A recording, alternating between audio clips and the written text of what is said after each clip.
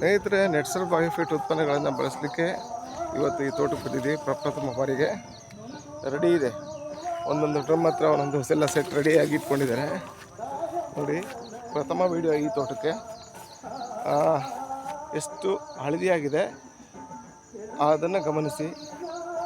ಹಣ್ಣುಗಳಿಗೆ ಗಿಡ ಇದೆ, ಹಲಸು, ಮಾವು, ತೆಂಗು, ಸೀಬೆ, ಬಟರ್ ಫ್ರೂಟ್ಸ್, ಹೀಗೆ ಹಲವು ರೀತಿಯ ಹಣ್ಣುಗಳು ಕೂಡ ಇದೆ, ಹಣ್ಣಿನ ಗಿಡಗಳು.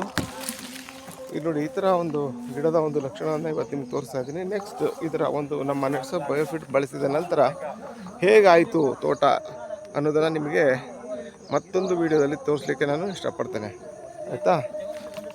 ಎಲ್ಲ ನಮ್ಮ ರೈತ ಮಿತ್ರರು ಹಾಗೂ ನಮ್ಮ ಸ್ನೇಹಿತರು ಈ ಒಂದು ಬಯೋಫಿಟ್ ಉತ್ಪನ್ನವನ್ನು ಬಳಸಲಿಕ್ಕೆ ಸಿದ್ಧತೆಯನ್ನು ಮಾಡ್ಕೊಂಡಿರ್ತಾರೆ. Thank you.